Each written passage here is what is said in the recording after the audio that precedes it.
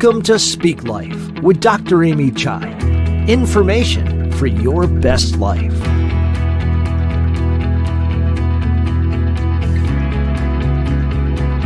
Now, here's Amy Chai.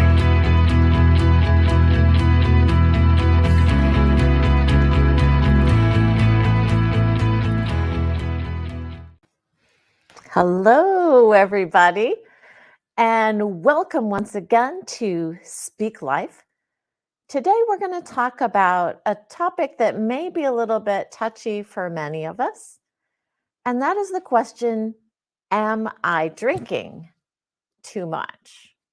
And we all know that it's wine o'clock somewhere, so it's time to start thinking about how much alcohol is too much alcohol. So I know you all remember COVID. How could we forget, right? So during COVID, they had essential businesses and non-essential businesses. And it turns out that liquor stores were considered an essential business. And I totally was on board with that as a physician because I know that as soon as people who are really heavily tolerant to alcohol and who are using alcohol very heavily, if suddenly they're cut off from an alcohol supply, we would probably have a lot of people in the emergency room with withdrawal symptoms. And these people would be catching COVID from the COVID patients and overwhelming our hospitals. So I did actually agree with that policy decision when it was made.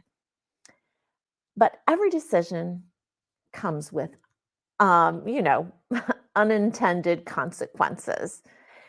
And one of the unintended consequences of this was that a lot of people started drinking a whole lot more during COVID. And it happened to us too, as physicians. I'll give you an example.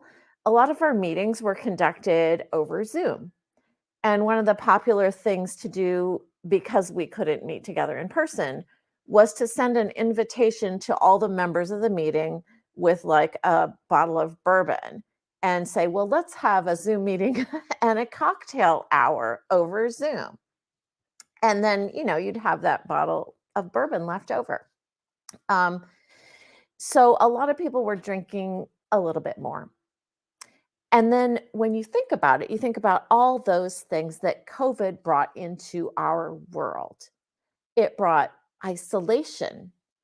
It brought depression. It brought boredom. It brought people who were sorrowing and having a lot of difficulty with loss of family members and with fear for their own health status. So COVID was really a huge stressor. And we know that when people are isolated, stressed, and depressed, they often self-medicate with alcohol. So if you're like many, many Americans, you probably are drinking a little bit more from COVID, and you may or may not have sort of held on to some of those habits. So today's question I'm going to have is, how much alcohol is too much alcohol? And is it time for Americans to cut down on alcohol use? So let me go ahead and go to my first slide. And that is statistics. So statistics show that, and this is 2021 statistics, that 28.6 million adults ages 18 and up, which is 23% of the entire United States population. 23%, that's almost 1 in 4, had been diagnosed with alcohol use disorder over the past year. So from year 2020 to 2021, almost a quarter of Americans had an actual alcohol use disorder. And by alcohol use disorder, I'm not talking about maybe heavy drinking or at-risk drinking. I'm talking about alcohol use disorder that could be diagnosed. And during that same time period, nearly 23% had binge drinking. And binge drinking is defined as having more than 4 or 5 drinks in a single setting. So these two statistics are pretty dramatic for American alcohol use. And by the way, America is number one. We're number one in alcohol use and also opioid use as well. So, what are the costs? What are the costs of all of this alcohol use? Well, we have some data right here that shows in 2010 that $249 billion were spent on treatment of alcohol use disorders. And 3/4 of that costs was due to the consequences of what we call binge drinking. And a lot of that would be, you know, accidents or pancreatitis or something serious happening. So that's a lot of money, and those are 2010 dollars. So that amount of money is certainly going to be higher now. We also know that alcohol contributes to about 18% of emergency room visits and about 22% of overdose deaths that also have narcotics from prescription opioids are also combined with alcohol. And that's why they say you should never, never, never combine opiates with alcohol, because as you can see, it's contributing to a lot of deaths because both of these substances decrease your breathing. And, breathing is just one of those things it's really important that we can breathe.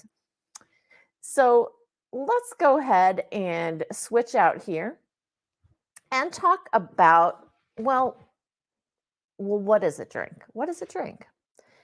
I have a can here, and this is a can that is about 12 ounces.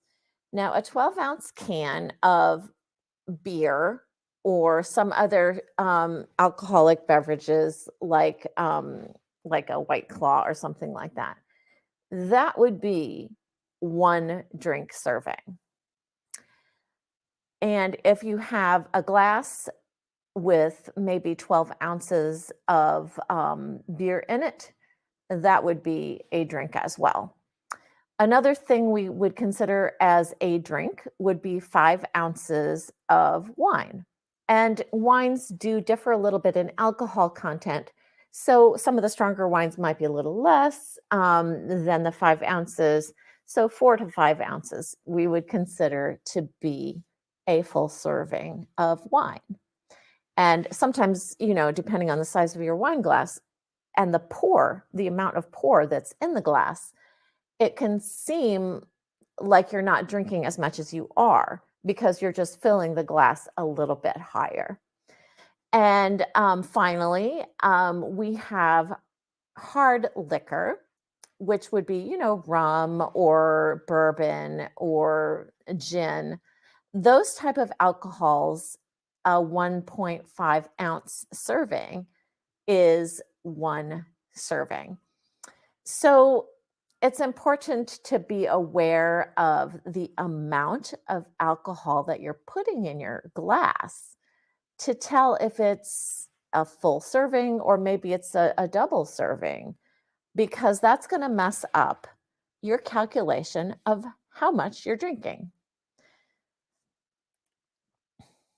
So here we have a list of what is the recommended maximum amount of alcohol use. And there's no there's no minimum amount that you can drink, and drinking regularly is potentially risky for people's health. We have, for women, we have increased risk of breast cancer with frequent alcohol use. And of course, there's also the long-term risks to the body, including liver damage. And if you have diabetes, it can interfere with some of your medications. It can make your blood pressure worse it can make your depression worse, and it can also contribute to sleep disturbances. And sometimes you can get a very serious problem called pancreatitis, which is an extremely painful and where your pancreas becomes inflamed. And that can be a very dangerous problem related to alcohol use. And these type of outcomes come when you're exceeding the maximum recommended upper limit of drinking. So pay close attention because right now we're going to learn what is my max. Okay. So this is recommended by SAMHSA. It is the amount which is unhealthy to go over. And if you're a woman, it's different than if you're a man because women and men, they metabolize alcohol a bit differently. So, in one day, a woman should not have more than 3 standard drinks, and a man should not have more than 4 standard drinks. So that's anything more than that, especially amounts that would get your blood level up to 0.08 blood alcohol concentration, which is where they do that little breathalyzer test. And they're like, oh, you're blowing 0.08. That means that you're legally intoxicated. And for men, it would typically be over 4 drinks. And for women, it would be typically over 3 drinks. So, what about weekly?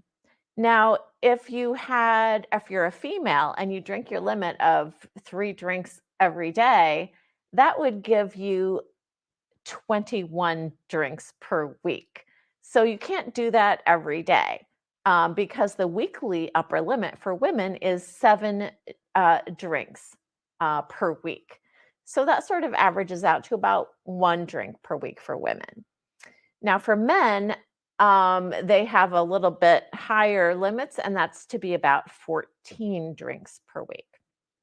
So, drinking this amount is a regular drinking. If you're drinking this amount regularly, then you actually may be considering cutting down a little bit. But any more than that, you probably should be thinking about cutting down a little bit. So let's go ahead and move on to the next one. And that is, am I at risk? Well, there's something called a lifetime prevalence of alcohol use disorder. And I already talked a little bit about the difference between at risk versus alcohol use disorder. We used to call alcohol use disorder alcoholism, but we don't really call that anymore. We call it alcohol use disorder. And there's people who are at risk, and then there's people who actually have the disorder. And so we kind of have to tease that out to determine whether or not you need to cut down or whether or not you need to get help from a professional. So, almost 30% of Americans at some time during their life will have alcohol use disorder or alcoholism. 30%. That's a lot of alcohol in the United States. And as we saw from the other slide, over the past 12 months, that number was closer to 10%. 10 to 11% will have had alcohol use disorder in the 12 months prior to the survey that they took. So at any given time, about 10% of American adults have alcohol use disorder. That's 1 in 10, and that's pretty big. So how do you know when you're starting to have a problem with alcohol? How do you know that? Well, we know that, denial is a big thing, and people don't want to hear it. They don't want to talk about it. But here's on this slide a few things that may put you at risk of alcohol use disorder. Now, the first thing up there is, of course, thinking a lot about alcohol, and that would be alcohol cravings. The second would be having a high tolerance for alcohol, like you can drink a lot without feeling it. Third would be having a lot of risk factors for substance use disorders, things like being depressed, under a lot of stress, having a lot of things going on in your life, being isolated, being sad. Caregivers are at high risk for alcohol use disorders. So these are all risk factors that you should really think about when you're thinking about substance use disorders and your risk for alcohol use disorder. Another telling thing is if you can't make it through a time out or a time off from alcohol. Say you want to maybe go a week or a month without drinking at all, and you really struggle. Maybe you can't do it at all. That's a tip off that you're at risk for developing alcohol use disorder. So, if you really want to think about if you are at risk, try taking 2 weeks off and just say, you know what, the next 2 weeks, not going to drink any alcohol at all, and see how hard it is for you. How difficult will it be for you to maintain abstinence just for 2 weeks? And if it's really challenging, you may start to think about your relationship to alcohol and if it's healthy for you. Um, and finally, another risk factor is that you've really started drinking more than you intended. Maybe you think, oh, I'm just going to have 1 glass of wine, but then it ends up being 3 glasses of wine. And you're like, oh, I just meant to have 1 glass of wine. That is a problem. It means that you're starting to lose a little bit of that control over your use of alcohol. So these are some red flags to say if you're drinking more than the maximum that we saw on the last slide, or if you're having any of these problems like thoughts about alcohol, you're drinking more than you intended, you have a hard time staying away from alcohol, um, these things mean that you are at risk and you should probably start thinking about cutting back. So, what if you do want to cut back? Is it hard to cut back? Is it easy to cut back? Um, there's some new research out there that you have got to hear. And this is just really, really interesting. I'm going to pull this slide up. Remember in the show that we did talking about the hunger hormone ghrelin? That is the hormone that's made in your stomach and it causes your brain to feel hungry. Okay. Ghrelin. And that is a mean, mean hormone. It makes you want to gain your weight back if you lose it, it makes you want to eat more. But there's something really, really interesting about ghrelin, and that is if you take ghrelin, the hunger hormone made in your stomach, and you put it in an IV and you drip that ghrelin into a patient, that patient will develop acute cravings for alcohol. Isn't that interesting? And there is a link between carbohydrate cravings, sugar cravings, and cravings for alcohol. And it seems as though ghrelin may have a part in that connection. So, what are some things in your life that may be increasing your ghrelin levels? Well, we know that stress increases ghrelin. It acts in the brain and it disrupts the adrenal hypothalamic axis. It messes up your hormones. The stress, you have the cortisol and you have the adrenaline and you have ghrelin. And ghrelin goes up when you have stress. And that is the hunger hormone, and it's also the alcohol craving hormone. And there's another thing about ghrelin, and that is that if you are obese, you may not have high levels of ghrelin, but you actually have increased sensitivity to the ghrelin. So a little bit of ghrelin goes a long way if you're obese, and that may be part of the pathophysiology or the cause of obesity. And it may also impact cravings for alcohol. Another thing that increases ghrelin is insomnia. If you have sleep disturbances, if you're working really long hours, you're not getting any sleep, well, that is increasing your ghrelin level. And of course, who can possibly forget dieting? Ghrelin is that yo-yo dieting hormone, because as soon as you lose the weight, you hit a plateau and the ghrelin comes in and it makes you hungry. And it also makes you crave alcohol. Isn't that interesting? But you know what's even more interesting? Pfizer, our our ever popular Pfizer, big pharma, came up with something called a ghrelin blocker. It's a drug that blocks the effect of ghrelin, and it is not FDA approved. It's an experimental drug, but people from the addiction sphere wanted to borrow this drug from Pfizer to do an experiment. And the experiment that they did was to give the ghrelin blocker to people. And that's exactly what they did. And this ghrelin blocker actually reduces not only your appetite, but it also reduces cravings for alcohol. So stay tuned. This new drug may help really reduce cravings for alcohol. And I kind of wanted to bring to your attention, stress, obesity, insomnia, dieting. Does that sound familiar to anyone? It's like it's so common that we're stressed and we're dieting and we have trouble sleeping.